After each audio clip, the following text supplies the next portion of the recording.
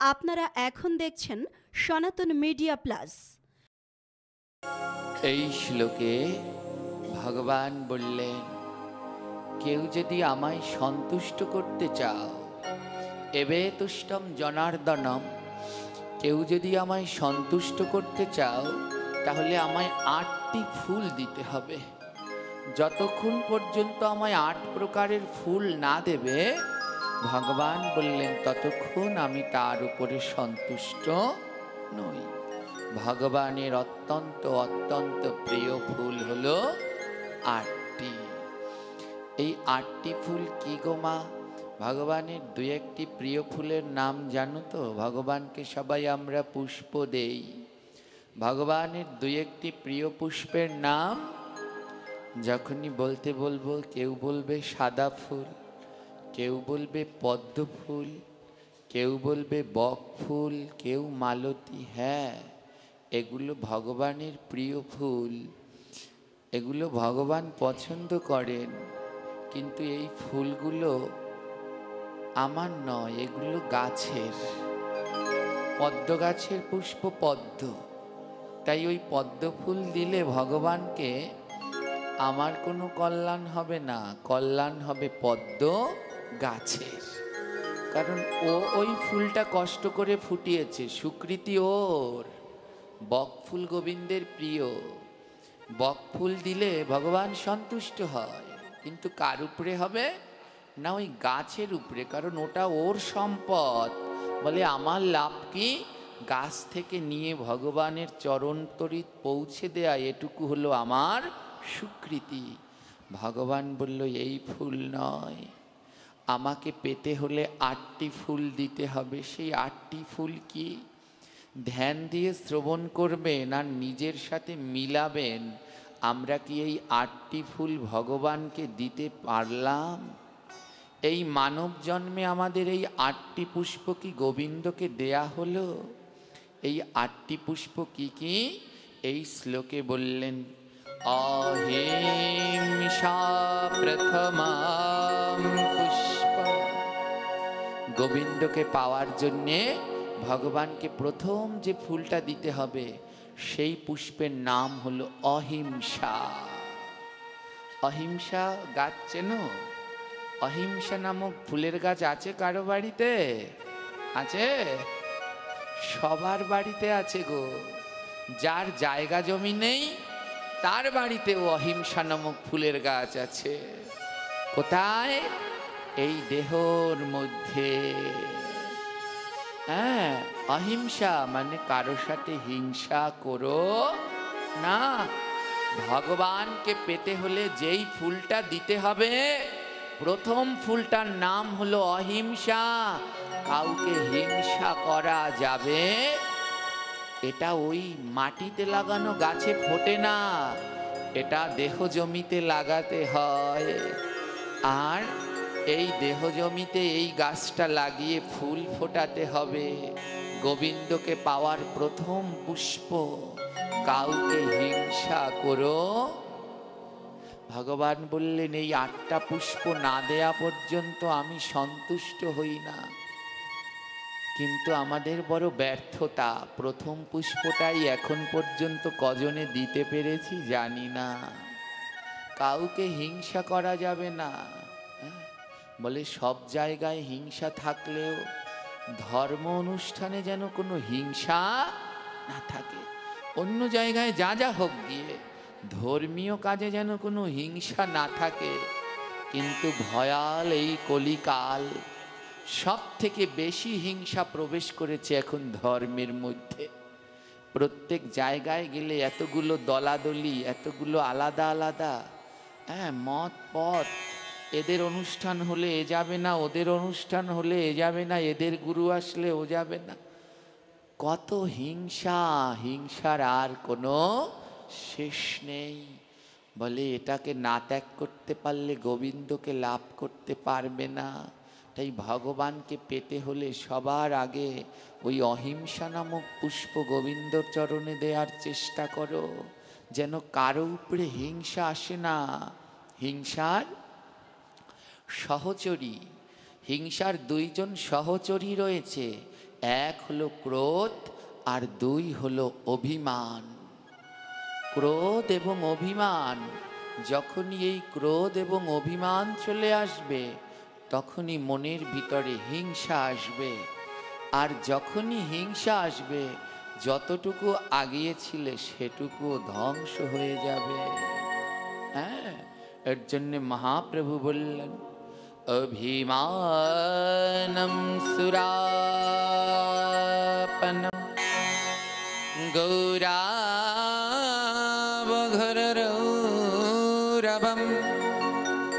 প্রতিষ্ঠা শুকরী বিষ্ঠা তিন তেজ উত্তমম। ভগবান বললেন তিনটি জিনিস ত্যাগ করা উত্তম। কি কি? অভিমানম, সুরাপানম, সুরা মানে মদ। বলে অভিমান করলে মদ খাওয়া হয়ে যায়। কারোর সাথে যদি অভিমান করে কথা না বললে, এক বোতল মদ খেয়ে নিলে, আর মদ খেলে কি পাপ হয়? ব্রহ্মবৈবর্ত পুরাণ বললেন মদ খেলে কি হয় তা জানি না, কিন্তু কেউ যদি মদ স্পর্শ করে তাকে প্রাচিত্য করে শুদ্ধ হতে হয়। প্রাচিত্য মানে বোঝেন?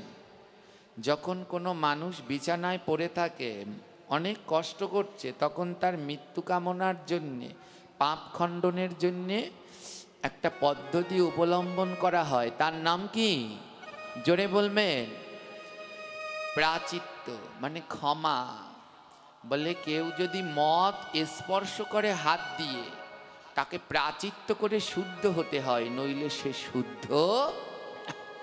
তার হাতে ভগবান ফুল তুলসী জল কিছুই গ্রহণ, যদি ছুলে পরেই প্রাচিত্য করতে হয়, তাহলে খেলে কি করা লাগবে ভেবে দেখুন। হ্যাঁ, ভেবে দেখুন। এই দিকটাতে অনেক আজ বিভিন্ন জন বলতে সাহস পাচ্ছে, দুর্গা পুজোয় মদ বন্ধ করো, গাঁজা বন্ধ করো। এই সাহসটা কোথায় পাচ্ছে? কিছু রটে, কিছু তো বটে। হ্যাঁ, শুধু শুধু দোষ দিয়ে কি লাভ আছে? আদৌ তো আমরা করি। অনেক জায়গায় এই অনাচার বেবিচার হয়।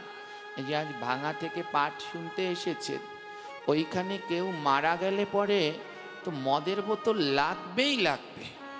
মদ ছাড়া ওখানে কোনো মানুষ পোড়ানো হয় না। এগুলো পাপ, এগুলো বেভিচার। হ্যাঁ, তাই এগুলো থেকে বিরত থাকুন। এগুলো ধর্ম সিদ্ধান্ত নয়, শাস্ত্র সিদ্ধান্ত নয়। এ ঘোর ঘোর ঘোর মহা মহা অপরাধ। যেখানে আমরা ছিলাম, ভজন নষ্ট হয়ে যায় অভিমানে। শত দুঃখ পাও, শত যন্ত্রণা পাও, সেটা নিজের হৃদয়ের মধ্যেই রেখে দাও, কারো কাছে প্রকাশ করো না। আপন ভজন কথা কহিও না যথা তথা, ওটা নিজের মধ্যে রেখে দাও। তাই অভিমান করা যাবে না। অভিমান করলে মদ খাওয়ার মতো পাপ হয়। যখনই দেখবেন অভিমান হয়েছে, মাতালদের যেমন মাথা ঠিক থাকে না, আর যাদের অভিমান হয় তাদেরও কোনো মাথা ঠিক থাকে না। তখন ক্রোধের বশে কি করবে আর কোনো হিতাহিত জ্ঞান থাকে না। এই যে বললাম, অহিংসার দুই সহচরী, তার দুই দিকে দুজন থাকে। এক হলো অভিমান আর দুই হলো ক্রোধ। হ্যাঁ, ওই হিংসার দুই পাশে দুইজন থাকে। যেই অভিমান আসবে কারো উপরে, তোমার রাগটা আলাদা আর অভিমানটা আলাদা। মনে রাখবে, রাগ হলে তার সাথে আর জন্মেও কথা বলে না। আর অভিমান কি? যাকে ভালোবাসা যায় তার সাথে অভিমান হয়, আর ওখানেই সর্বনাশ। ওই অভিমান হলে পরেই ওই যে ডান পাশে আছে ক্রোধ, চলে আসবে রাগ। আর রাগ আসলে পরে তো কি করবে কোনো জ্ঞান থাকে না। গেল ভজন নষ্ট হয়ে, যতটুকু আগালো গেল সেটুকু শেষ হয়ে। হ্যাঁ, আর কি বললেন? অভিমানম সুরাপানম গৌরব ঘোর রৌরবম। গৌরব করতে নেই, আমার এই আছে, আমি এই করেছি ওই করেছি। হ্যাঁ, গৌরব করেছ তো রৌরব নামক নরকে চলে গেছ। প্রতিষ্ঠা সুকরি বিষ্ঠা, প্রতিষ্ঠা পাওয়ার জন্য কিছু করবে না। হ্যাঁ, বিভিন্ন জায়গায় আমরা পাঠে যাই তো মা, তাই পাঠে গেলে পরে কেউ যদি মন্দিরের ছাদ ঢালাইয়ের জন্য 10 বস্তা সিমেন্ট দেয়, তো আমাদেরকে দিয়ে বলায় একটু বলবেন, ওনার নামটা একটু বলবেন। তো আমি বলে দেই। হ্যাঁ, বলে দেওয়ার পরে আমার বলায় হয় না, এরপরে কমিটির লোকেরা মাইক নিয়ে আবার তারা আধা ঘন্টা বলে, তাতেও হয় না। তারপরে যে দিয়েছে সে বলে, বলতে বলতে ওই সিমেন্ট ওখানেই ধুয়ে শেষ। হ্যাঁ, বলে দান এমন ভাবে করতে হয়, ডান হাত দিয়ে করবে, বাঁ হাত যেন জানতে তার নাম দান। প্রতিষ্ঠা পাওয়ার জন্যে, সুনাম পাওয়ার জন্যে যদি দান করো, ওটা কোনো দিন দান নয়। অত্যন্ত দুঃখের, যখনই কোনো মন্দিরগুলোতে আমরা যাই, ওই মন্দিরের ভিতরে ওই যে যা দান করেছে তার জন্যে বাবা মার নাম করে টাইলস বাঁধিয়ে লিখে দেয়, মন্দিরের ফ্লোরের উপরে লিখে দেয় গৌরাঙ্গ সাহা, হ্যাঁ, গোবিন্দ কর্মকার, হ্যাঁ, এমন অনেক নাম আছে না, গোপাল পোদ্দার, ওইগুলো টাইলস করে লিখে দিচ্ছে। কারণ তারা ওটা বাবা মার নামে এই মন্দিরে অনুদান দিয়েছে, তাই লিখে দিচ্ছে। একবারও ভাবলো না গোবিন্দ তোমার বাবার নাম হলে তার আগে সে ভগবানের নাম, গোপাল তোমার বাবার নাম হলে তার আগে সে ভগবানের নাম। মন্দিরে টাইলস বাঁধিয়ে দিয়ে দিয়েছ, আর সেই গোপাল গোবিন্দর নামে সবাই ইচ্ছে মতো পারাচ্ছ। নাম আর নামই কোনোদিন আলাদা নয়। গ্রহন্ত সিদ্ধান্ত দিলেন, যেই নাম সেই নাম ভজনিষ্ঠা করি, নামেরও সহিতে আছে আপনি শ্রীহরি। বলে ওই যেই নাম সেই নামই। তোমার নাম গোবিন্দ হতে পারে, কিন্তু সেটা ভগবানের। আর গোবিন্দ নামের উপরে যদি পাড়া দেই, পাপ হবে না? হবে না? জোরে বলবেন। এতটুকু বিবেচনা কেন আসে না? ওই ফ্লোরে গোবিন্দের নাম কিভাবে লিখতে সাহস পাই? মহা মহা অপরাধ হয়ে যায়। ভেবেছেন ওতে বাবার উদ্ধার হবে? আরে আরো নরকে চলে যাবে, মহা অপরাধ হয়ে যাবে। অনেকে বলে না না, ও তো ভক্তের চরণ ধুলা পাওয়ার জন্যে দিয়েছি, কিন্তু ভক্তের চরণ ধুলা সেই গোবিন্দ নামের উপরে আমরা পা দেব? ঘোরতর অপরাধ হয়ে যায়। এই সূক্ষ্ম বিবেচনা, এগুলোতে ধ্যান দিন, ধ্যান দিন। এ মহা মহা অপরাধ। এর জন্যে বললেন প্রতিষ্ঠা সুকরি বিষ্ঠা। এই প্রতিষ্ঠা পাওয়ার জন্য কিছু করা শুকরের বিষ্ঠা। এত বিষ্ঠা থাকতে শুকরের বিষ্ঠা বলল কেন? এত বিষ্ঠা থাকতে শুকরের বিষ্ঠা বলল কেন? বলে জগতে যত প্রাণীর বিষ্ঠা গাছের গোড়ায় দিলে সার হয়, আর শুকরের বিষ্ঠা গাছের গোড়ায় দিলে গাছটা 7 দিনের মধ্যে মারা যায়। বলে প্রতিষ্ঠা পাওয়ার জন্য যদি কিছু করো, 7 দিনের মধ্যে তোমার পূর্ব অর্জিত ভজনগুলো শেষ হয়ে গেল। তাই 3 হতে যে উত্তমম, এই 3 জিনিসকে ত্যাগ করো। অভিমান, গৌরব, প্রতিষ্ঠা দরকার নেই। শূন্য হও। মহাপ্রভু বললেন অভিমান শূন্য দেহ আমার বাসস্থান, অভিমান শূন্য যেই জন সে আমার প্রাণ। বলে আমার বাসস্থান হলো অভিমান শূন্য দেহ। আমি অভিমান শূন্য দেহে বাস করি, আর যে অভিমানকে শূন্য করতে পেরেছে সে আমার প্রাণ। চেষ্টা করি বারবার, কিন্তু তাও হয় না। করতে থাকো, করতে থাকো, একদিন না একদিন হবে। তাই অহিংসা প্রথমাম পুষ্প। গোবিন্দকে পাওয়ার জন্য প্রথম যে ফুলটা দিতে হবে, নাম কি? জোরে বলুন মাগো। কাউকে হিংসা করা যাবে। দ্বিতীয় ইন্দ্রিয় নিগ্রহ। ভগবানকে পাওয়ার দ্বিতীয় পুষ্পটার নাম হলো ইন্দ্রিয় নিগ্রহ। হ্যাঁ, আমাদের কতগুলো ইন্দ্রিয় রয়েছে, নিগ্রহ মানে সংযত করা, দমন করা নয়। অনেকেই আমরা একটা কথা বলি কি, ইন্দ্রিয়কে দমন করো। না, দমন করলে তো হবে না। বলে লোভকে দমন করো, না, লোভকে দমন করবে না। বলে সাধুদের লোভ থাকতে নেই, বলে সাধুদের লোভ থাকতে আছে। সবার আগে জগতে সাধুদের লোভ থাকবে, অন্য কারো থাকুক আর না থাকুক, সবার আগে লোভ থাকতে হবে সাধুদের। বলে সব জায়গায় নয়, সাধুদের লোভ থাকবে মাত্র 3 জায়গায়। কয় জায়গায়? সাধুদের লোভ থাকবে মাত্র 3 জায়গায়। সর্বপ্রথম লোভ থাকতে হবে প্রসাদে। সাধুদের প্রথম লোভ থাকতে হবে কোথায়? প্রসাদ। প্রসাদ থেকে যেন বঞ্চিত না হই। আমায় কেউ নিমন্ত্রণ করলো না, তাতে কি?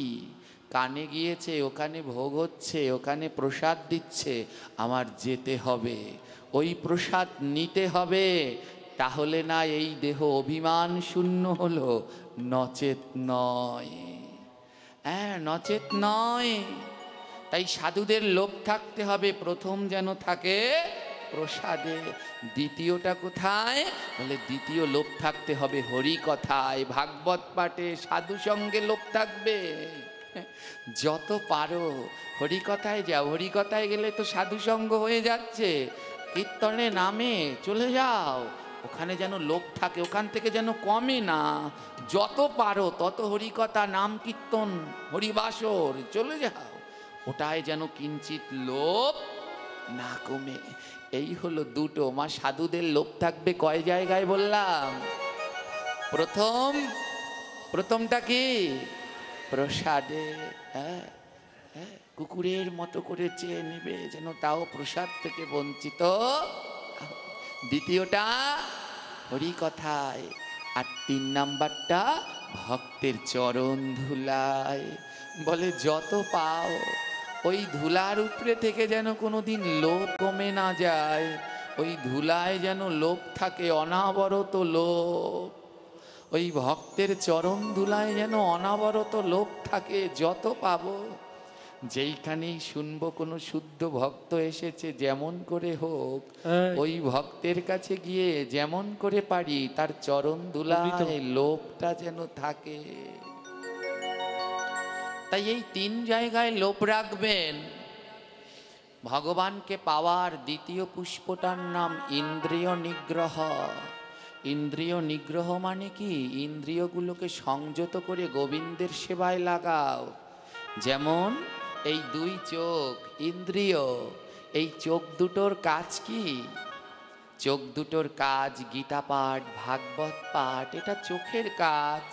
হ্যাঁ, কিন্তু এই চোখ তা করতে চায় না। চায় কি মা? চোখ কি চায়? স্টার জলসা, জি বাংলা, না আর কি বাংলা, কালার্স বাংলা, ধ্বংস করলো সোনার বাংলা। হ্যাঁ, এই চোখ দিয়ে গীতা ভাগবত দেখো, তা না দেখে স্টার জলসা, জি বাংলা দেখে যত কুটকাচারি শিখছো। আর বউ শাশুড়ি কেমন যুদ্ধ করে ওইগুলো দেখে আর শেখে, আর ওই করে সারাদিন। হ্যাঁ, এটা নয়। চোখের কাজ গীতা দেখো, ভাগবত দেখো। জানেন, আমি মাঝে মাঝেই পাঠে বলি, মহারাষ্ট্রে এক ভক্ত, ছোট্ট একটা বাচ্চা, ওর বয়স 12 বছর, জন্ম থেকে অন্ধ। জন্ম থেকে অন্ধ বাচ্চাটা, একটা মেয়ে। ওর মা বাবা পরম ভক্ত। এর জন্যে বলি, এ জগতে যাদের কৃষ্ণ ভক্ত মা বাবা আছে তারা বড় ভাগ্যবান। যারা কৃষ্ণ ভক্ত মা বাবা আছে তারা বড় ভাগ্যবান। আজ আমার 2টো পাঠ ছিল, দুপুরেও একটা পাঠ ছিল। যখন ওখান থেকে আসছি, আমাদের কাকাদের সাথে কথা বলতে বলতে আসছি, আমাদের বাংলাদেশে যতজন শুদ্ধ ভাগবত প্রচারক আছে তার মধ্যে একজন হলো সাম্য চক্রবর্তী। ওর ভাগবত যত শুনি আমার কাছে এত অমৃত, এত মধুময় লাগে। পিছনটায় একটু দেখবেন, যেইখানে সাম্য যায় সাথে সাথে ওর কৃষ্ণ ভক্ত মার বাবা যায়। যার এমন কৃষ্ণ ভক্ত মাতা পিতা আছে সে তো ভক্ত হবেই হবে। হবেই হবে। তো ওই মহারাষ্ট্রের ওই অন্ধ মেয়েটা, ওর মা বাবা দুজনেই কৃষ্ণ ভক্ত। মেয়েটা অন্ধ হয়েছে, মা বাবা আশা ছেড়ে দেয়নি। মা বাবা প্রতিদিন মেয়েটাকে গীতা পাঠ শিখায়। শিখাতে শিখাতে 12 বছর বয়সের মধ্যে মেয়েটা গীতার 18 অধ্যায় মুখস্থ বলতে পারে না দেখে। চোখ নেই, মা বাবা শিখাতে শিখাতে 18 অধ্যায় 1 থেকে 700 শ্লোক সমস্ত মুখস্থ বলতে পারে। 12 বছর বয়স। সাংবাদিকগণ এসেছে রিপোর্ট করতে। মেয়েটা অনাবরত টানা বলে যায়, কোনো কিচ্ছু করতে হয় না। একজন জিজ্ঞেস করছে, হ্যাঁ রে মা, এই ছোট্ট বয়সে তোর এত জ্ঞান? 18 অধ্যায় গীতা মুখস্থ করে ফেললে, আমার 4টিখানি কথা। আমরা এখানে যারা বসে আছি কজনই গীতার 18টা শ্লোক বলতে পারবো সন্দেহ আছে। অনেকেই একটা বলতে পারবো কিনা তাও সন্দেহ আছে। আর 12 বছর বয়সের মধ্যে 18 অধ্যায় শ্লোক মুখস্থ করে নিয়েছে। হ্যাঁ, সাংবাদিকগণ প্রশ্ন করলো, মারে, তোকে যদি কোনোদিন ভগবান চোখ ফিরিয়ে দেয়, তুই চোখ দিয়ে কি করবি? যদি কোনোদিন চোখ ফিরিয়ে দেয়, চোখ দিয়ে প্রথম কি দেখবি? একজনে বলছে, ও কি দেখবে? নিশ্চয়ই ওর মা বাবাকে দেখবে, কারণ ওর মা বাবার জন্যই তো এটা পারল। মেয়েটা বলল, না, আমায় যদি ভগবান চোখ ফিরিয়ে দেয়, আমি প্রথম আমার মা বাবাকে দেখব না। আরেকজন বলছে, আমি জানি। কি? বলে, ওকে চোখ ফিরিয়ে দিলে ও প্রথম ভগবানকে দেখবে। মেয়েটা বলছে, না, আমায় যদি গোবিন্দ কোনোদিন চোখ ফিরিয়ে দেয়, আমি ভগবানকেও দেখব না। সাংবাদিক বলছে, তাহলে কি দেখবি? মেয়েটা বলছে, জানো, যখন আমি গীতা পাঠ করি আমার এত আনন্দ হয়, এত তৃপ্তি হয়, এত শান্তি হয়। আমি কোনো দিন গীতার অক্ষর দেখিনি, শুনে শুনে আমি পাঠ করি, তাই আমার এত তৃপ্তি। যদি গোবিন্দ কোনোদিন আমায় চোখ দেয়, আমি ওই চোখ দিয়ে প্রথম গীতার প্রত্যেকটা অক্ষর বুলিয়ে বুলিয়ে দেখব। যা পাঠ করলে এত শান্তি, তাকে দর্শন করলে না জানো কত শান্তি পাওয়া যায়। যা পাঠ করলে পরে এত শান্তি পাওয়া যায়, তাকে দর্শন করলে না জানি কত শান্তি পাবো। যদি গোবিন্দ আমায় কোনোদিন চোখ দেয়, আমি গীতার 18 অধ্যায়ের প্রত্যেকটি অক্ষর দেখব। এর নাম ইন্দ্রিয় নিগ্রহ। এই চোখ দুটো গোবিন্দ দিয়েছেন স্টার জলসা জি বাংলা দেখার জন্যে নয়। এই চোখ দুটো দিয়েছেন গীতা ভাগবত পড়বার জন্যে। পড়ো না, প্রতিদিন একটু গীতা ভাগবত পাঠ করো, এমন জন্ম আর পাবে না। এই কান দুটো দিয়েছে গান শুনবার জন্যে নয়, এই কান দুটো দিয়েছে গোবিন্দের নাম শোনার জন্যে, ভজন শোনার জন্যে। এই বদনটা দিয়েছে অখাদ্য খাওয়ার জন্যে নয়, ভগবানের প্রসাদ পাওয়ার জন্যে। এই জিহ্বাটা দিয়েছে কুকথা খাওয়ার জন্যে নয়, নাম করার জন্যে।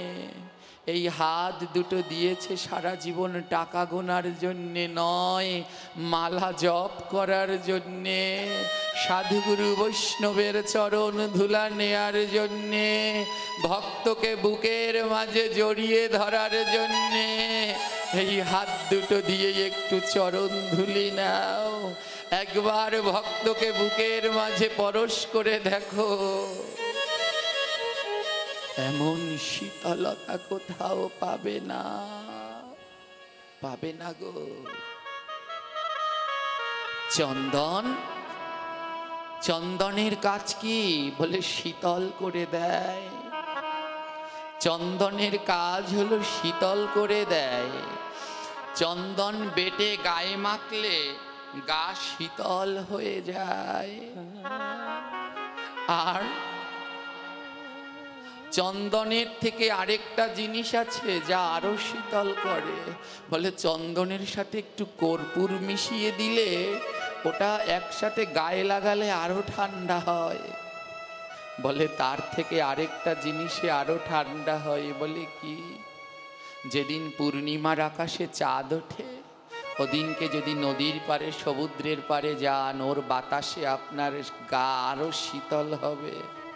আর মহাজন বলছেন ওই চন্দন আর পূর্ণিমার বাতাস যেই শীতলতা দিতে পারে না, যদি কোনো জন্মে কোনো শুদ্ধ ভক্তকে বুকের মাঝে জড়িয়ে ধরতে পারো, তোমার সর্বঙ্গ শীতল হয়ে যাবে। ওই চন্দন পারবে না।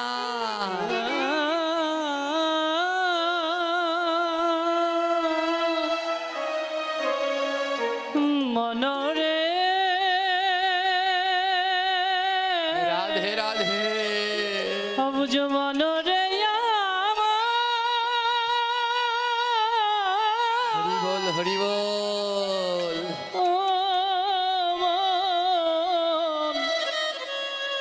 মনরে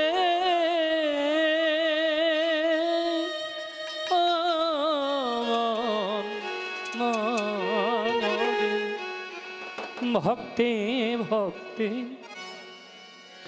ওরে যখন এতে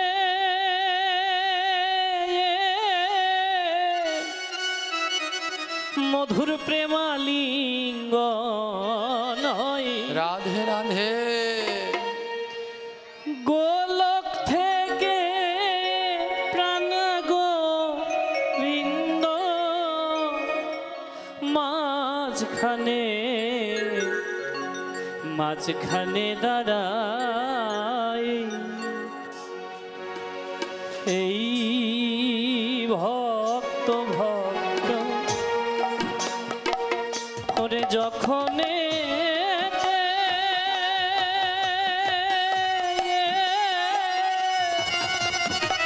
হরি বল হরি মধুর বল। প্রেমালিঙ্গ মধুর প্রেমালিঙ্গ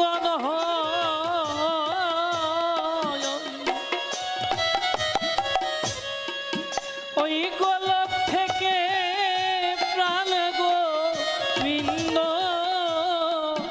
এসে মাঝখানে মাঝখানে দাঁড়ায়।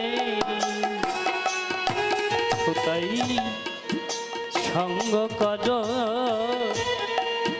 এমন ভক্ত সঙ্গ কর সঙ্গ কর এমন ভক্ত সঙ্গ কর অত রুথলিবে প্রেমানন্দ একবার সঙ্গ কর ভক্তের সঙ্গ কর ও তোর শীতল হবে এই তাপিতঙ্গ বলি সঙ্গ কর সঙ্গ কর।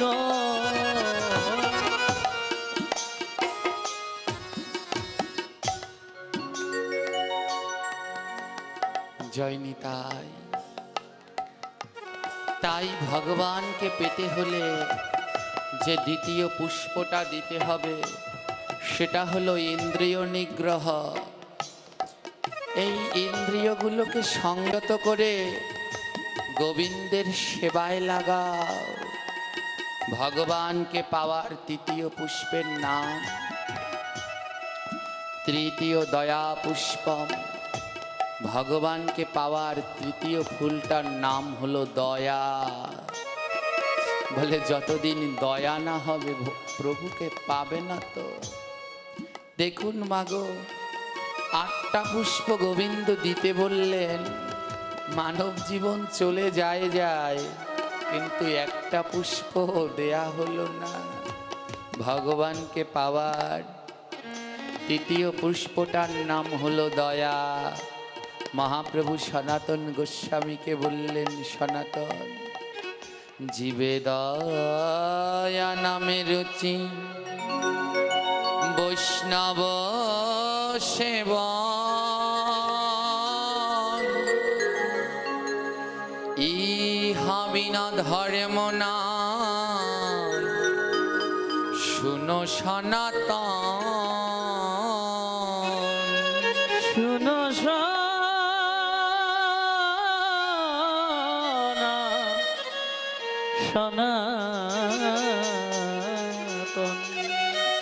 ও সনাতন দয়া করতে শেখো, জগতের সমস্ত জীবকে দয়া করতে শেখো, অন্যায়ভাবে জীব হত্যা করো না। জগতের সমস্ত জীবকে দয়া করো, কোনো জীব যেন দয়া থেকে বঞ্চিত না হয়। সকলের উপরে এই দয়ার প্রেমবাড়ি ছড়িয়ে দাও, কোনো জীব যেন এই দয়া থেকে বঞ্চিত না হয়। ওমা নবদ্বীপে দেখুন দয়া কেমন, বললেন জীবে দয়া নামে রুচি বৈষ্ণব সেবন। কেমন দয়া দেখুন। নবদ্বীপে এক বাবা থাকতেন, বাবার নাম হরিবোলা বাবা, নামই তার হরিবোলা। সদা সর্বদা হরিনাম করতেন, হরিবোল হরিবোল বলে মাতিয়ে রাখতেন। কেউ নবদ্বীপ গৌরের ভূমি, তো কেউ যদি নবদ্বীপে যেত, বাবাজি তাকে গিয়ে প্রথমে হাতটা ধরত, আর হাতটা ধরে বলতো, জানো এই নবদ্বীপ আমার গৌরের ভূমি, এই ভূমিতে আমার মহাপ্রভু কৃষ্ণ নাম নিয়ে এসেছে। যেই নতুন যেত হাতটা ধরে তাকে বলতো বলো, যেই যেত হাতটা ধরে তাকে বলতো বলো, একবার বলো হরে কৃষ্ণ হরে কৃষ্ণ। যদি কেউ বলতো তো বলতো, আর যদি কেউ না বলতো তখন জড়িয়ে ধরতো, জড়িয়ে ধরে বলতো যেও না, নবদ্বীপে এসেছো কৃষ্ণ না বলে যেও না। জড়িয়ে ধরে বলতো বলো না, বলো না একবার হরে কৃষ্ণ হরে কৃষ্ণ। যদি তাও না বলতো তাহলে পা দুটো জড়িয়ে ধরতো, বলে নবদ্বীপে আসবে আর কৃষ্ণ নাম না করে যাবে, তা তো হতে পারে না। আহা, চরণ দুটো জড়িয়ে ধরে বলতো বলো না, বলো না একবার বলো না হরে কৃষ্ণ। যতক্ষণ ওই কৃষ্ণ নাম না বলতো বাবাজি তাদের চরণ ছাড়তো না, চরণ ধরে বসে থাকতো। তৎকালীন সময়ে ব্রিটিশ শাসন ছিল। এক ব্রিটিশ সাহেব তার সাঙ্গপাঙ্গদের নিয়ে নবদ্বীপে ঘুরতেছেন, হেনকালে হরিবোলা বাবাজির সাথে দেখা হয়ে গেছে। ব্রিটিশরা তো ইংলিশে কথা বলে, ইংরেজিতে কথা বলছে, বাবাজিও ইংরেজি জানে না আর ব্রিটিশরাও বাংলা জানে না। তো বাবাজি ওদেরকে দেখে অবাক।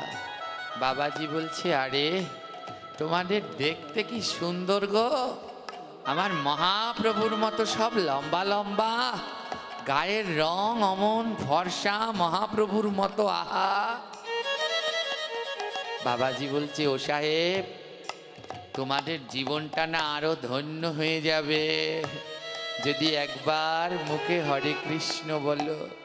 সাহেব হরিবোলা বাবা সাহেবের হাতটা ধরে বলছে, ও সাহেব একবারটি বলে ফেলো, বলো না হরে কৃষ্ণ কৃষ্ণ। সাহেব পাশে যারা ছিল ওরাও সব ইংরেজ, ওদেরকে বলছে, দেখ এ বোধহয় কোনো ভিখারি হবে, ভিক্ষা চাচ্ছে। ওরা তো বাংলা বোঝে না, ওরা ভেবেছে ভিক্ষা চাচ্ছে। সাহেব বলছে, ওকে একটা টাকা দিয়ে দে। হরিবোলা বাবাকে একটা টাকা দিয়ে দিলেন। বাবা বলছে, আরে আমার টাকা চাই না, শুধু একটু নাম করলেই হবে, একবার হরে কৃষ্ণ বললেই হবে, আমার টাকা চাই না, একটা বার বলো। টাকা দিয়ে দিয়েছে। বাবাজি টাকাটি সাহেবের পায়ের কাছে রেখে দিয়েছে, বলছে না আমার এটা চাই না, শুধু একবার বলো হরে কৃষ্ণ। সাহেব বলে ভিখারিটার তো অনেক অহংকার, 1 টাকা নিতে চায় না, ওকে 10 টাকা দিয়ে দে। 10টা টাকা দিয়ে দিলেন। বলছে এই 10টা টাকা নিয়ে যাও, ছেড়ে দাও। হরিবোলা বাবা দুটো চরণ জড়িয়ে ধরেছে, ছাড়বো না, যতক্ষণ কৃষ্ণ নাম বদনে না বলবে ছাড়বো না। চরণ দুটো জড়িয়ে ধরে বলছে ওগো সাহেব, আমার কোনো টাকা পয়সা চাই না, শুধু একটা বার বদনে বলো আমার মহাপ্রভুর আনা এই 16 নাম 32 অক্ষর, একটা বার বদন ভরে বলো এই নামের মতো জগৎ সংসারে উদ্ধারণ আর কিছু নাই। একটাবার বলো না সাহেব। সাহেব পা টানাটানি করছে, হরিবোলা বাবা বলছে ছাড়বো না, যতক্ষণ পর্যন্ত নাম না করবে চরণ ছাড়বো না। আমার মহাপ্রভুর ভূমিতে এসেছো আর নাম না করে যাবে, তো হতে পারে না। চরণ দুটো জড়িয়ে ধরেছে বাবাজি। সাহেব বললেন এই ভিখারিটা তো বড় দুষ্ট, একটা বেতের লাঠি নিয়ে আয়। 10 টাকা দিলাম তাও নিচ্ছে না, চরণ ধরে রেখেছে। বেতের লাঠি দিয়ে সাহেব হরিবোলা বাবাকে মারতে লাগলেন। লাঠি দিয়ে মারতে মারতে বাবার পিঠের চামড়া উঠিয়ে ফেললেন, রক্তাক্ত হয়ে গেলেন, রক্ত ঝরছে, তাও ছাড়ছে না। চরণ দুটো জড়িয়ে ধরে রেখেছেন, তাও ছাড়ছে না। বলছে যতই মারো না কেন, যতক্ষণ কৃষ্ণ নাম না বলবে আমি চরণ ছাড়ব না। কেউ একজন দেখে, যারা ইংলিশ জানে তাদের একজন ডেকে নিয়ে আসলেন, তাড়াতাড়ি আসো, বাবাজিকে ওই সাহেবরা মেরেই ফেললো। যে ইংরেজি জানে সে বলছে সাহেব একে এমন ভাবে মারছেন কেন?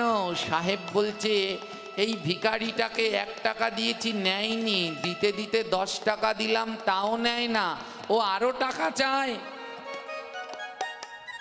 নবদ্বীপবাসী বলল বাবা এরা নবদ্বীপবাসী, এরা নবদ্বীপে বাস করে। মা নবদ্বীপ 9টা দ্বীপ, এই 9টা দ্বীপ অষ্টসখী আর রাধারানী 9 জনার চরণ ধুলা দিয়ে তৈরি হয়েছে 9টা দ্বীপ। সাধারণ কোনো জায়গা নয় নবদ্বীপ। বৃন্দাবন যেতে হলে আগে নবদ্বীপে যেতে হয়, নবদ্বীপে না যেয়ে কোনোদিন বৃন্দাবনে যাওয়া যায় না। আমার মহাপ্রভু পূর্ণ শক্তি নিয়ে নবদ্বীপে লীলাবিলাস করলেন, ওই 9 দ্বীপের মাটিতে গড়াগড়ি দিয়ে বেড়ালেন। নবদ্বীপবাসী লোক বলছে সাহেব এই নবদ্বীপে যারা বাস করে তারা কোনো অর্থ সম্পদ চায় না, তাদের চাওয়া শুধু একটু বদনে কৃষ্ণ নাম করো। যখন নবদ্বীপ মায়াপুরে যাবেন দেখবেন মা কেউ মালার থলি নিয়ে, কেউ গীতা নিয়ে সবার দাঁড়ে দাঁড়ে যাচ্ছে, বলে একটা মালা নেও না, একটা গীতা নেও না। টাকার জন্যে নয়, প্রচারের জন্যে। আমার মহাপ্রভুর শিক্ষা। নিত্যানন্দ হরিদাসকে বলে গেলেন শুনো শুনো নিত্যানন্দ, শুনো হরিদাস, সর্বত্রই আমার আজ্ঞা করো প্রকাশ। প্রতি ঘরে ঘরে গিয়া করো এই ভিক্ষা, বলো কৃষ্ণ ভজ কৃষ্ণ করো কৃষ্ণ শিক্ষা।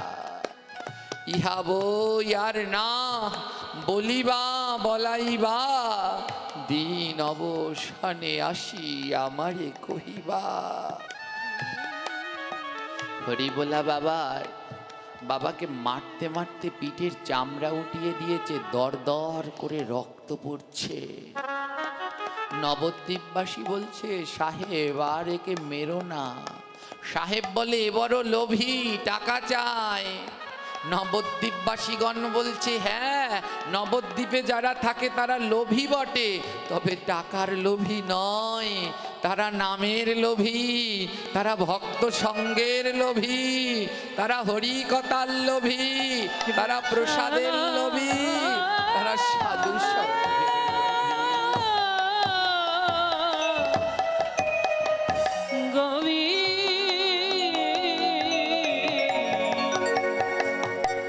গোবিন্দ।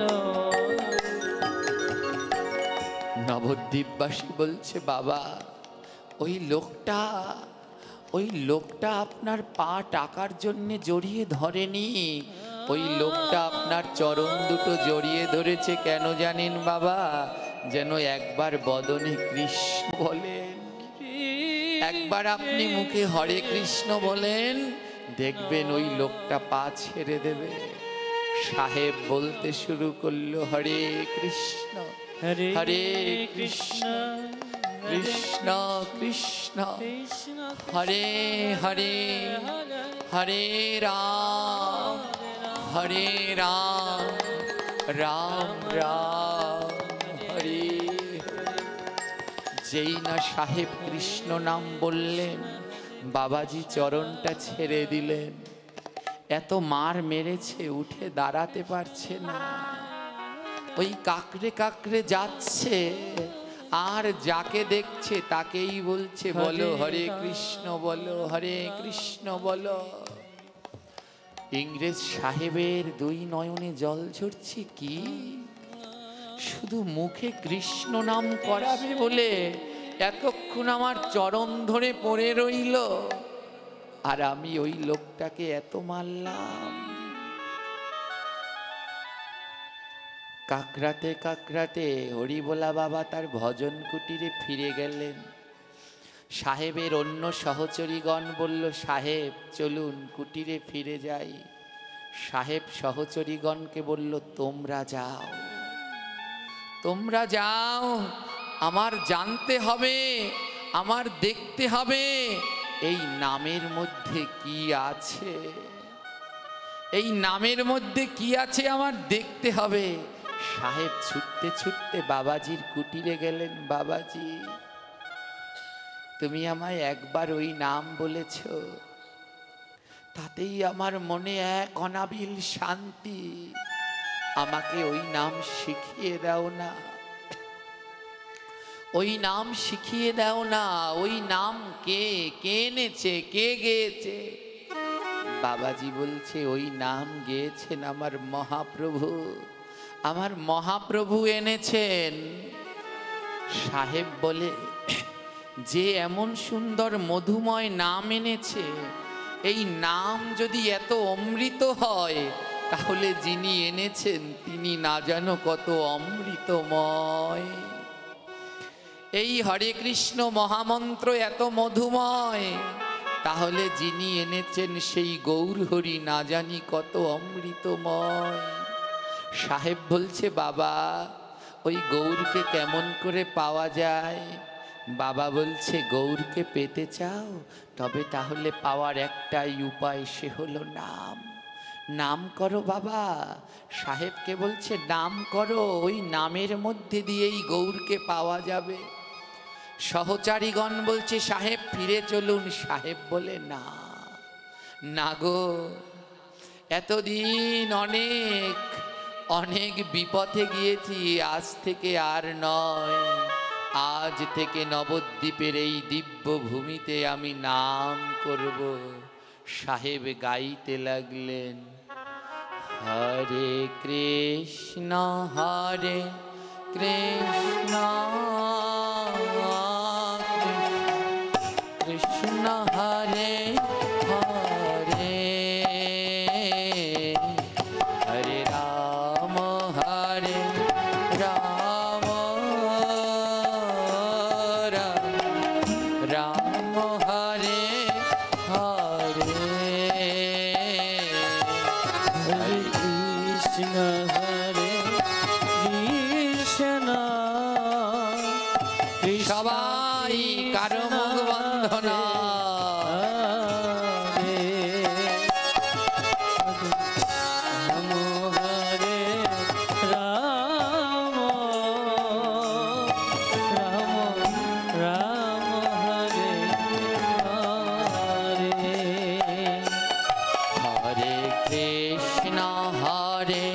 হাতে তালি দিয়ে সবাই কৃষ্ণ কৃষ্ণ হরে হরে হরে রাম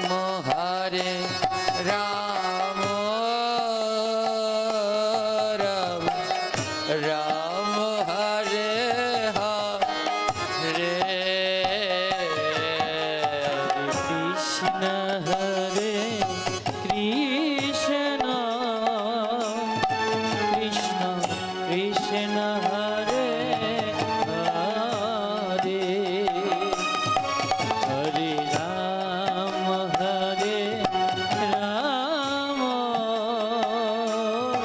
রাম রাম হরে হরে হরে কৃষ্ণ কৃষ্ণ কৃষ্ণ কৃষ্ণ হরে হরে হরে রাম রাম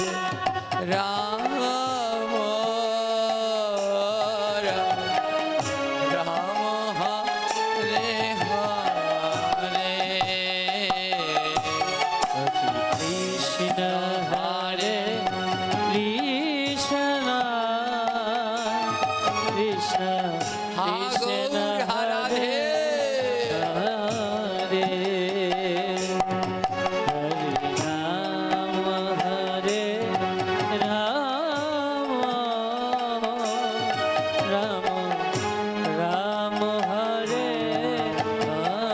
হরে ইংরেজ সাহেব দিন নাই রাত্র নাই সারাক্ষণ নাম করে, কিন্তু গৌর আর আসে না। সাহেব আবার বাবাজির কাছে গেল, বাবা সারাদিন নাম করি কই গৌর তো আসে না। ও মা, ভগবান তখনই আসবেন যখন নাম গ্রহণ করবেন। কি করে বুঝবেন আপনি নাম করছেন, আপনার সেই নাম আমার মহাপ্রভু গ্রহণ করেছে? কি করে বুঝবেন আপনি ভাগবত শুনছেন, আপনার ভাগবত আমার মহাপ্রভু গ্রহণ করেছে? কি করে বুঝবেন আপনি গীতা পাঠ করছেন, আপনার গীতা পাঠ আমার মহাপ্রভু গ্রহণ করছে? কি করে বুঝবেন আপনি ভোগ লাগাচ্ছেন, আপনার ভোগ আমার মহাপ্রভু গ্রহণ করছে? মহাজন সিদ্ধান্ত দিয়ে বললেন, যেই দিন মন্দিরে ভোগ লাগাতে গিয়ে দেখবে অঝোর ধারায় দুই নয়ন থেকে অশ্রু ঝরছে, সেদিন বুঝে নেবে তোমার ভোগ আমার প্রভু গ্রহণ করেছে। যেদিন গীতা পাঠ করতে গিয়ে দেখবে নয়নার বাঁধ মানে না জল ঝরছে, সেদিন বুঝে নেবে তোমার গীতা পাঠ গ্রহণ করেছে। যেদিন ভাগবত শুনতে গিয়ে দেখবে তোমার মন উথাল পাতাল করছে, এই বিশ্বের কিছু ভালো লাগে না শুধু তোমার কথা ছাড়া, আর ওই কথা শুনতে গিয়ে যেদিন দুই নয়ন থেকে ঝরবে, সেদিন বুঝে নিবে তোমার শ্রবণ প্রভু গ্রহণ করেছে। যেদিন মালা জপ করতে করতে নাম করতে করতে দুই নয়ন থেকে ঝোল ঝরবে, সেদিন বুঝে নেবে তোমার নাম প্রভু গ্রহণ করেছে। বাবাজির কাছে গিয়ে সাহেব বলল, বাবা কত নাম করলাম কই মহাপ্রভু তো আসে না। বাবাজি বলল, রে অমনি ভাবে নয়, দুই নয়নের জল দিয়ে যদি আমার গৌরকে ডাকতে পারি, গৌর হরি, আমার গৌর আসবেই আসবে। বাবাজি আবার শুরু করলেন, হরে কৃষ্ণ কৃষ্ণ রাধে রাধে কৃষ্ণ হরে হরে, হরে রাম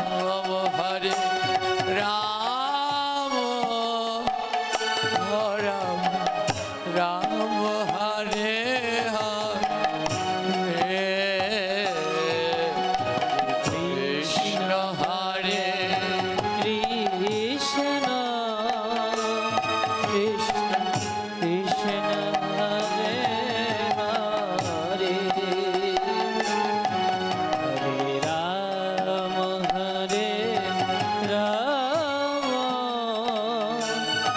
রাম রাম হরে হরে। সাহেব ছুটতে ছুটতে এলো, বাবাজি কত কত নাম করলাম, কিন্তু আমার নয়ন থেকে তো জল ঝরছে না। বাবাজি বলছে, সাহেব এমনি ভাবে নয়নে জল ঝরে না, লোহা এমনিতে সোনা হয় না, যদি পরশ পাথরের ছোঁয়া লাগে তাহলে লোহা সোনা হয়। এই নয়নে তখনই জল ঝরবে যে জন কৃষ্ণ বলে সারাদিন নয়ন ধারায় ঝরে। এই পাপী দেহ যদি তার সংস্পর্শে আসে, যদি তার ছোঁয়া লাগে, তাহলে এই পোড়া নয়নে জল ঝরবে, নইলে ঝরবে না। বাবাজি বলল, সাহেব যাও, এই বৃন্দাই নবদ্বীপে যত সাধু সন্ত আছে, যাকে দেখবে তাকে বুকের মাঝে জড়িয়ে ধরবে আর তার চরণ ধুলায় অঙ্গে মাগবে। আর যেদিন কোনো শুদ্ধ ভক্তকে জড়িয়ে ধরতে পারবে, ওই ভক্তের গুণে তোমার নয়নে জল আসবে। সাহেব রাস্তায় রাস্তায় ছুটছে, আর যেই ভক্ত পায় বুকের মাঝে জড়িয়ে ধরে আর মুখে বলে, হরে কৃষ্ণ কৃষ্ণ কৃষ্ণ হরে হরে, হরে রাম রাম রাম হরে হরে, কৃষ্ণ হরে কৃষ্ণ কৃষ্ণ কৃষ্ণ হরে হরে, হরে রাম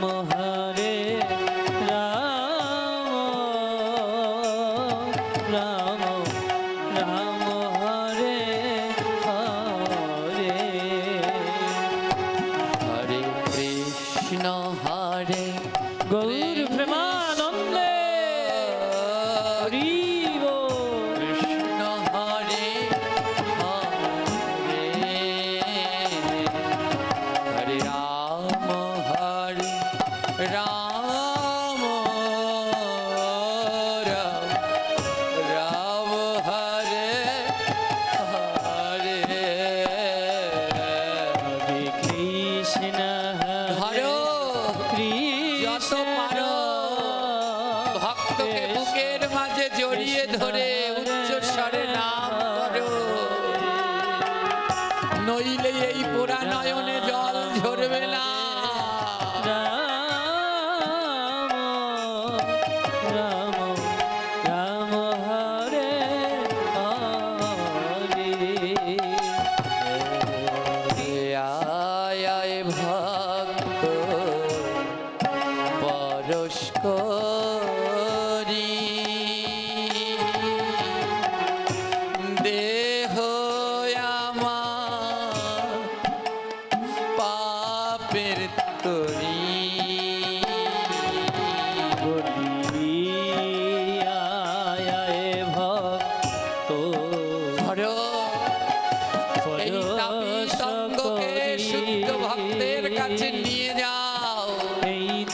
যত পর ভক্তের পরশ করো। পাপের তরি বলিয়া আয় ভক্ত হরিব পরশ করি। দেহ আমার পাপের তরি। বলিয়া ভক্ত রাধে হাগো পরশ করি এই দেহ আমার পাপের তরি। আমার হয় না ভক্ত কোন গতি। বৈষ্ণবের চরণে নাই মতি ভক্তি। আর হয় না ভক্তে সজনে মতি এই বৈষ্ণবের চরণে নাই রতি মতি। আমার গণাদিন ফুল রায়া যায় রে। হরিব ওই ভজন সাধ হলো না রে। আমার গনাদি সে দেখো জীবন আকাশের দিকে গোনাদিন ফুরিয়ে যাচ্ছে, আর বেশি বেলা না। লোনা ভক্ত সঙ্গরে আমার গণাদিন ফুরাইয়া যায় রে। সবার দিন চলে যায়। আবার নয়নে তো জল নাই রে। সোনারি ফুরিয়ে যায় রে।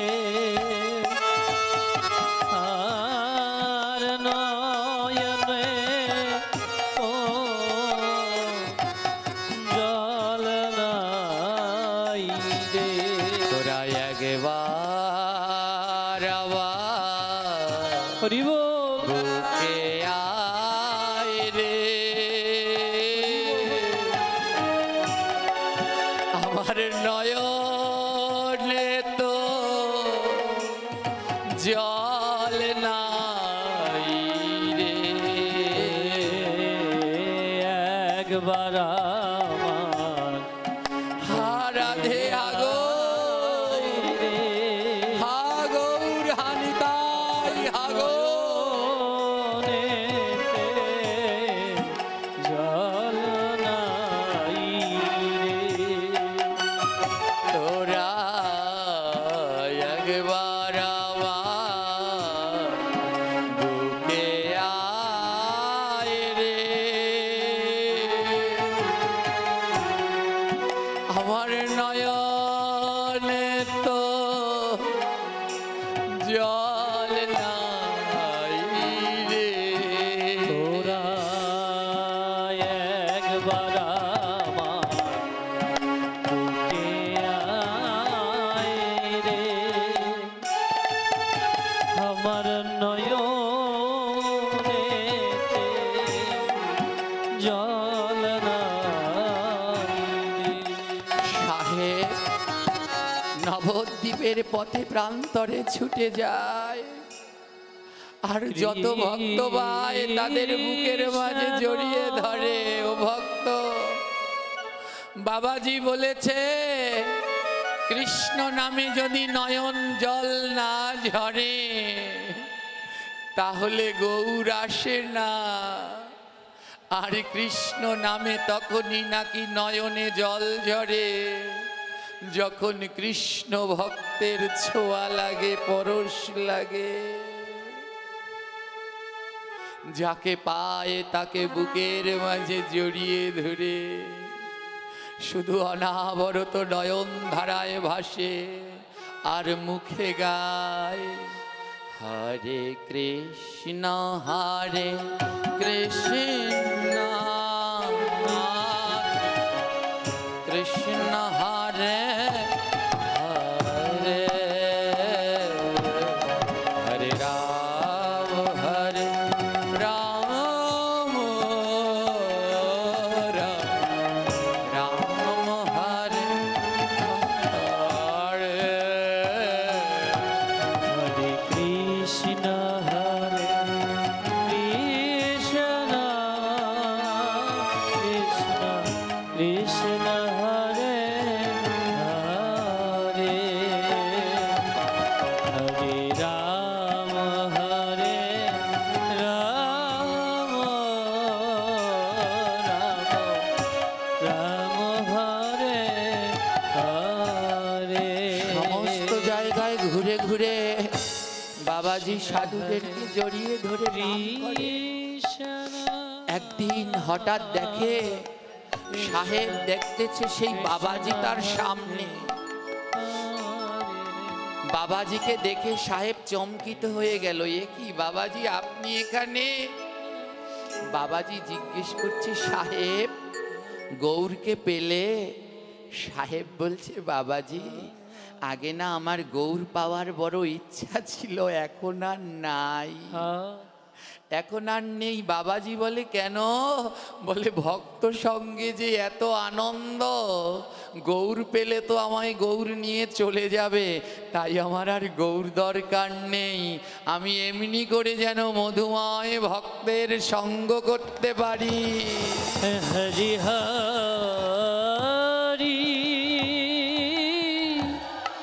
হরে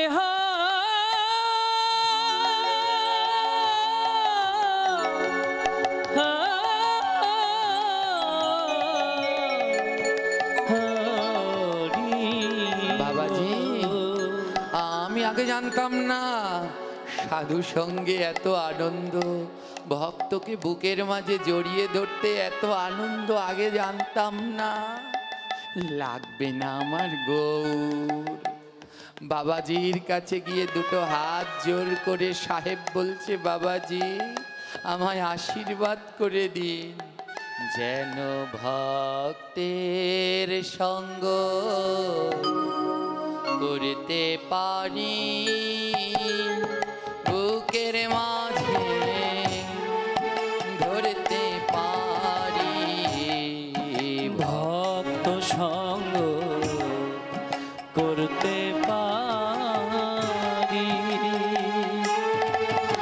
এই বুকের মাঝে ধরতে পারি।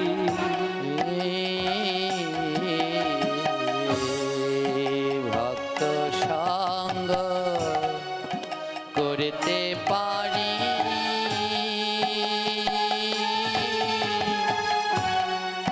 চরণ ধুলা মাখতে পারি। ভক্ত সঙ্গ করতে পারি ভক্তের ধুলি মাখতে পারি।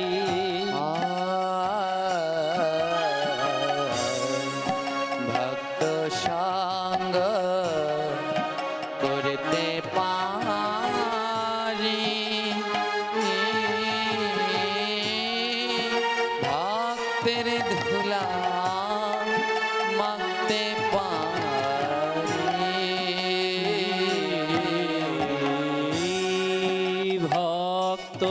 সঙ্গ যেন করতে পারি, ভক্তের চরণ ধুলা মাখতে পারি। এসেছিল সাহেব, নবদ্বীপের সাহেব এসেছিল, কিন্তু আজ ভক্ত হয়ে গেল। নবদ্বীপ কোথায় গো মা? মহাজন বললেন, যেথা হয় হরিগুণ কীর্তন, সেই তো নিত্য নবদ্বীপ, সেই তো নব বৃন্দাবন। হরিব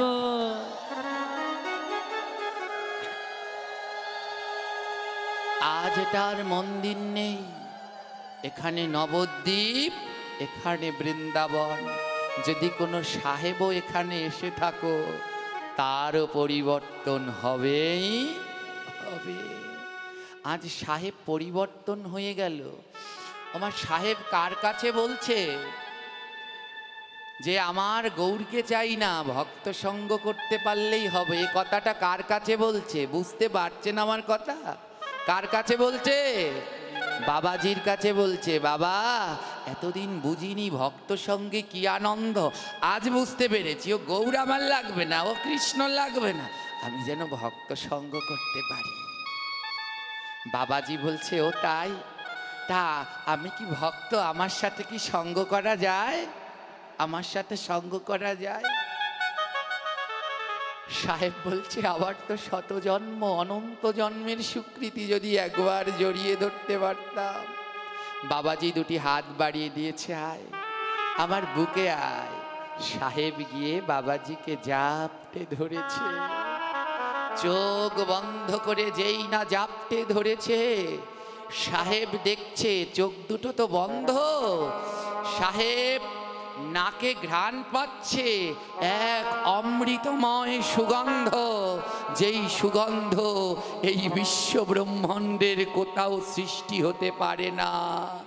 সাহেবের নাকে সেই সুঘ্রাণ গেল।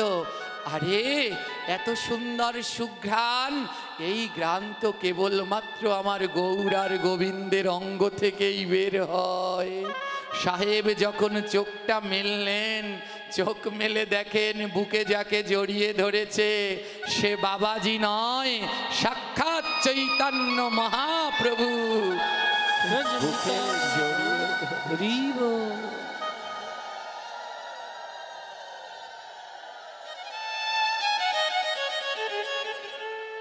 দেখলেন সাহেব নয়, সাহেব দেখলেন বাবাজি নয়, সাক্ষাৎ বুকের মাঝে চৈতন্য মহাপ্রভু। হে মে কান্তি দিব্য বর্ণ অপূর্ব সুন্দর, ললাট মাঝে ঊর্ধ্ব তিলক অতি মনোহর, গলায় দোলে বই জয়ন্তী ফুলের হার। এ তো দেখি আমার গৌরাঙ্গ সুন্দর, একই এ তো আমার গৌর সুন্দর। লুটিয়ে পড়লেন সাহেব, গৌর তুমি এসেছো? প্রমাণ করে দিলেন জগৎকে, নাম পারে না এমন কিছু নেই। আজ মহাপ্রভুর চরণে লুটিয়ে পড়লেন। ওই বিদেশি সাহেব মহাপ্রভুর চরণে লুটিয়ে পড়লেন। গৌর গৌর গৌর বলি লুটাইয়া পড়িল, গৌর গৌর গৌর বলি লুটাইয়া পড়িল, এবার গৌর গৌর গৌর বলি লুটাইয়া পড়িল, গৌর গৌর গৌর বলি লুটাইয়া পড়িল। কি বদন ভরিয়া একবার উলুধ্বনি হরিধ্বনি হরি বলো, কি বদন ভরিয়া একবার গৌর গৌর বল, বদন ভরিয়া একবার গৌর গৌর বলো। গোরা গোরা গোরা গোরা গৌরাঙ্গ হে, গোরা গোরা গোরা গোরা গৌরাঙ্গ হে, গোরা গোরা হাতে গোরা তালি। গৌরাঙ্গ হে এই হাঙ্গা গোরা গোরা গোরা গৌরাঙ্গ হে ও কি সচির নন্দন গোরা গৌরাঙ্গ হে সচির নন্দন গোরা গৌরাঙ্গ হে সচির নন্দন গোরা গৌরাঙ্গ হে সচির গোরা গৌরাঙ্গ হে গোরা গোরা গোরা গোরা গৌরাঙ্গ হে হরি গোরা গোরা গোরা গোরা গৌরাঙ্গ হে হে গোরা গোরা গোরা গোরা গৌরাঙ্গ হে গোরা গোরা গোরা গোরা গৌরাঙ্গ হে নচিবে আর প্রাণ ধন গৌরাঙ্গ হে বিষ্ণু প্রিয়ার প্রাণ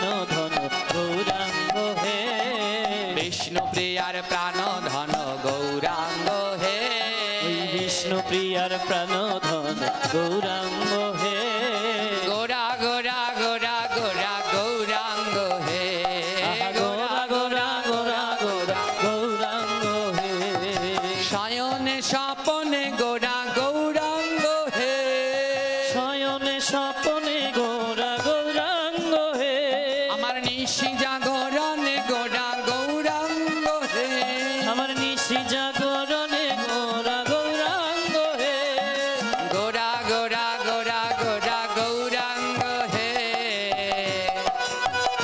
গোরা গৌরাঙ্গ হে সব হে গোরা গোরা গোরা গোরা গৌরাঙ্গ হে গোরা গোরা গোরা গোরা গৌরাঙ্গ হে নিশি জাগরণে গোরা গৌরাঙ্গ হে আমার নিশি জাগরণে গোরা গৌরাঙ্গ হে গোরা গোরা গোরা গোরা হরি বল। গৌরাঙ্গ হে গোরা গোরা গোরা গোরা গৌরাঙ্গ হে আমার করতালি দেওয়া দুটি বাহু। লাগবে না লাগবে না কালকে পর্যন্ত তো ভালো ছিলেন ওই বাড়িতে আবার এই দিকে আইসে দিকে এলো সব সবাই করতালি দিয়ে তালে তালে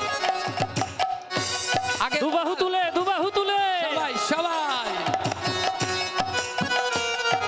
আগে তাল ঠিক করুন সবাই গোরা গোরা গোরা গোরা গৌরাঙ্গ হে গোরা গোরা গোরা গোরা গৌরাঙ্গ হে গোরা গোরা গোরা গোরা গৌরাঙ্গ হে জীবনে মরণে গোরা গৌরাঙ্গ হে জীবনে মরণে গোরা গৌরাঙ্গ হে আমার নিশি জাগরণে গোরা গৌরাঙ্গ হে আমার নিশি জাগরণে গোরা গৌরাঙ্গ হে আমার জীবনে মরণে গোরা গৌরাঙ্গ হে আমার জীবনে মরণে গোরা গৌরাঙ্গ হে হে গোরা গোরা গোরা গোরা গৌরাঙ্গ হরিব গোরা গোরা গোরা গোরা গৌরাঙ্গ হে তোমরা বদন ভরে বল গো বদন ভরে বল গো আহা, বদন ভরে বল গো হরি বদন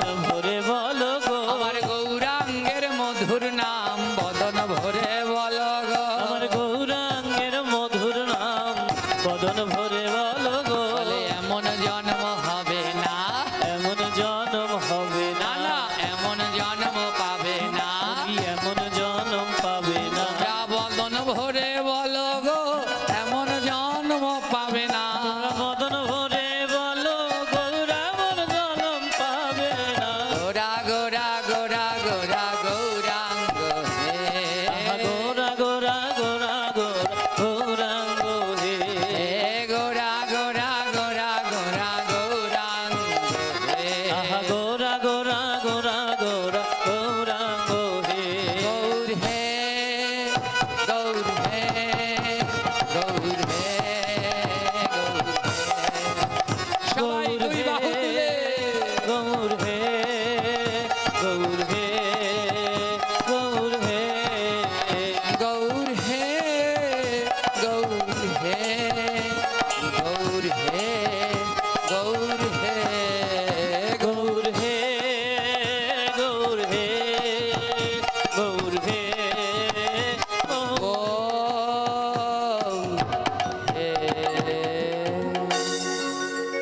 জয় নিতাই। আদ্যকার আলোচনায় আমাদের শিক্ষা এক সাহেব সেও নাম করে উদ্ধার হলেন। তাই সকলের কাছে বিনীতভাবে অনুরোধ রইল, সবার চরণ ধরে অনুরোধ রইল, যারা এখনো মালা জপ করেন না সবাই দয়া করে মালা জপ করবেন। অনেকে বসে আছেন, দীক্ষা নেবেন, শিক্ষা নেবেন, তারপরে জপ করবেন। ওই দীক্ষা শিক্ষা পর্যন্ত যে বাঁচবেন তার কোনো গ্যারান্টি। 8 থেকে 80 সকলের মালা জপ করা চাই। অনেকে বলবেন, বাবা আমি সারাদিন জপ করি, শুধু মালাটা নেই না, আমি হাঁটি চলি, হ্যাঁ জপ করি, শুধু মালাটা নেই না। বলে মালা নিলে একটা উপকার আছে। মালা হাঁটতে চলতে যে নাম, ওটা হাঁটতে চলতেই শেষ হয়ে যায়, ওটা আর জমা থাকে না। আমার পকেটে যদি টাকা থাকে আর সারা বাজারে ঘোরেন, বেশিক্ষণ ওই পকেটে টাকা থাকবে? আর ওই টাকাটা যদি ব্যাংকে রেখে দিয়ে সারা বাজারে ঘোরেন, টাকাটা জমা থাকবে। জপমালার থলি হলো ব্যাংক।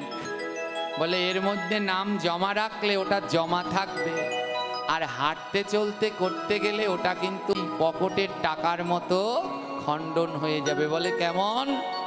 রাস্তা দিয়ে হাঁটছো আর নাম করছো, পায়ের তলায় একটা পিঁপড়া পড়ে গেছে, আর ওই পিঁপড়া পড়ে তোমার পাপ হয়ে গেল, পিঁপড়াটা মারার পাপ হয়ে গেল, নামের সাথে কাটাকাটি হলো, তোমার নাম আর রইল। কিন্তু তুমি ঘরে বসে এক জায়গায় বসে যদি এক মালাও জপ করো, ওটা তোমার জপথলির মধ্যে জমা রয়েছে। আর একটা জপথলির বিশেষ মাহাত্ম্য আছে। মালার ভিতরে কটা গুটি থাকে? জোরে বলবে। এই 108টা গুটি কোনো সাধারণ গুটি নয়। এই 108টা গুটির মধ্যে 108 জন বিরাজ করে। কে কে বিরাজ করে? প্রথম 8টা গুটির মধ্যে ললিতা আদি অষ্টসখী থাকে, জানো তো? এই এক একটা গুটিতে এক একজনার বাস। ললিতা, বিশাখা, চিত্রা, চম্পকলতা, রঙ্গদেব, সুদেবী, তুঙ্গবিদ্যা, ইন্দুরেখা। এই 8টা গুটিতে 8 জন সখী বাস করে। এগুলো গুটি নয়, এ সাক্ষাৎ এক একটা সখী। ললিতার 8 জন সখী আছে, বিশাখার 8 জন সখী। এই অষ্টসখীর 8টা করে সখী। তাহলে এক একজনার 8টা করে সখী থাকলে 8 জন সখীর কটা সখী হয়? 8টা। এই 8টা গুটির পরে পরের 64টা গুটিতে বাস করেন ললিতাদির 64 সখী। ভোগারতী গান তো, ওর ভিতরে দেখবেন একটা লাইন আছে, 64 মহন্ত আর 12 গোপাল, 6 চক্রবর্তী আর 8 কবিরাজ। যারা দাপর যুগে 64 সখী ছিলেন, তারাই কলিযুগে 64 মহন্ত হয়ে জন্মগ্রহণ করলেন। মালার প্রথম 8 গুটিতে অষ্টসখী, পরের 64 গুটিতে বিরাজ করেন 64 মহন্ত, মানে 64 জন সখী। পরের 32টা গুটিতে থাকে 32 জন সখা। এই হলো 104। বাকি থাকে 4টা গুটি। এই পাশের গুটিটায় থাকে বীরা, তার পরের গুটিটায় বৃন্দা, তার পরের গুটিটায় সাক্ষাৎ মা কালী, এবং সর্বশেষ গুটিতে থাকে দেবাদিদেব মহাদেব। এই হলো 108টা গুটি। অনেকে শিব ভক্ত, তারা জপ করতে চায় না। আরে এই গুটির মধ্যে সাক্ষাৎ দেবাদিদেব মহাদেব বিরাজ করছে। অনেকে মায়ের ভক্ত, যদি মালা জপ না করো মাকে ধরা হবে না। কালকে একজন জিজ্ঞেস করছেন, বাবা রুদ্রাক্ষ পড়লে কি তুলসীর মালা পরা যাবে? 100 বার যাবে। রুদ্রাক্ষ শিব, হর, আর তুলসীর মালা হরি। হর আর হরি একজন ছাড়া আরেকজনকে থাকতে পারে না। তাই অবশ্যম্ভাবীভাবে নির্দ্বিধায় পড়তে পারেন। এই 108টা গুটি যখন ললিতার গুটিটা হাত দিয়ে স্পর্শ করবেন, হ্যাঁ, এর জন্যে এই আঙুলটা দিয়ে স্পর্শ করি না। কেন করি না জানো তো? এটা হলো অহংকারের আঙুল। কিসের আঙুল? যখনই ঝগড়া বাঁধে কোন আঙুলটা তুলে কথা বলি, এটা বারবার নাড়িয়ে নাড়িয়ে, তাই এটা দিয়ে চরণ ধরতে নিষেধ। তাই যখন এই গুটিটাকে ধরি, এই 2 আঙুল দিয়ে ধরছি। এই গুটিটা ধরলে ললিতার চরণ, এটা ধরলে বিশাখার চরণ। 108টা গুটিকে স্পর্শ করলে 108 জনার চরণ ধরা হয়ে যায়। যদি মুখে নাম করি 108 জনার চরণ ধরা হবে, জোরে বলবেন। আর যদি মালায় জপ করি তাহলে প্রতিদিন 108 জনার চরণ ধরা হবে। এই মালা যখন জপ করে কোথায় নিয়ে করে? বুকের মধ্যে নিয়ে না মাথার মধ্যে নিয়ে? জোরে বলবেন। ভক্তরা মালার তলিটা কোথায় রাখে? বুকে। কেন জানেন? বলে এই 108 জনকে যদি বুকের মধ্যে রাখো, এই 108 জনার সাথে অঙ্গপরশ হয়ে যাবে, অঙ্গপরশ হয়ে যাবে। প্রতিদিন এক মালা করে জপ করো, তাও করো, 108 জনার চরণে স্পর্শ করো, আর একটু তাদের বুকের মাঝে জড়িয়ে ধরো, তাও করো। মালা জপ না করে একজনও থেকো না। গোবিন্দের কাছে আসবার সময় আমরা কটা করি নিয়ে এসেছিলাম, মনে আছে? কয়ানা এনেছি। কয়ানা 16 আনা। যেদিনকে আবার পার হব, 1 আনা কম দিলে পার করবে? ওই যে লৌকাবিলাস কীর্তন শুনেছেন তো, 16 আনা না দেয়া পর্যন্ত ভগবান পার করেছে। তো যাওয়ার দিন 16 আনা দেয়া লাগবে না? লাগবে না? জোরে বলবেন। যারা চুরি করে তারা আস্তে কথা বলে, আর চুরি করেছেন? তাহলে কেন জোরে বলছেন না? যাওয়ার দিন 16 আনা দেয়া লাগবে না? লাগবে না?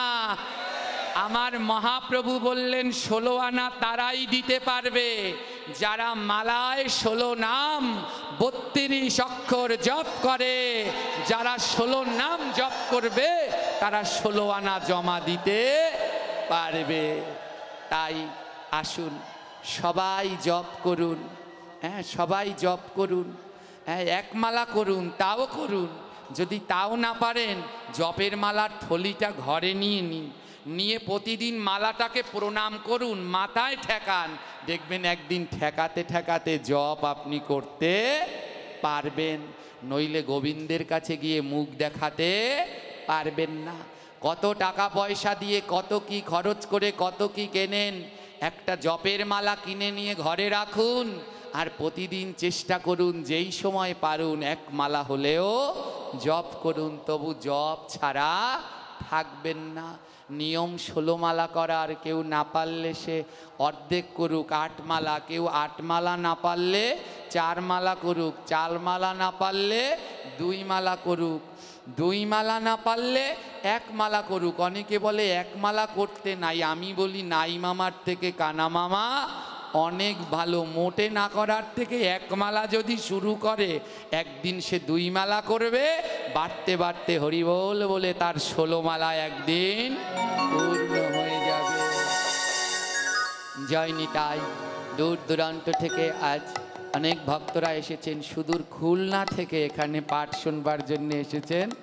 আপনাদের চরণে আমার ভক্তিপূর্ণ দণ্ডবত প্রণাম রইল। অন্য যারা আসলেন, এই অধমের মহা সৌভাগ্য যে এত দূর দূর থেকে আপনারা ছুটে আসলেন, সকলার চরণে আমার ভক্তিপূর্ণ দণ্ডবত প্রণাম। সকলে ভালো থাকবেন।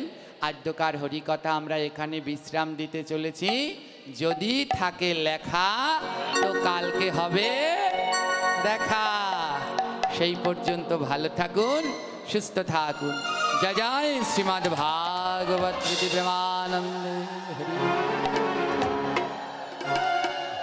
এবার প্রার্থনা। আদ্যকার ভাগবত পাঠের আয়োজন করা হয়েছে। স্বর্গীয় হাতের লেখা বলে দিতে হবে, নাহলে আমি বুঝতে পারবো না।